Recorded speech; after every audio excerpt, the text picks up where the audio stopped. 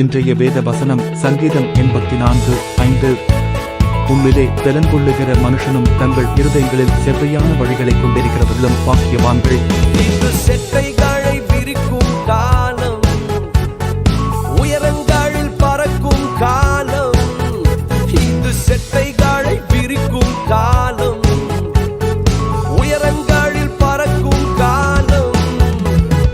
உன்னதரின் மகிமை என் மேல் உதித்ததா, உயரங்களில் பறந்திடுவே. உன்னதரின் மகிமை என் மேல் உதித்ததா, உயரங்களில் பறந்திடுவே. மேலே உயரே உயரே உயரே நான் பறப்பே.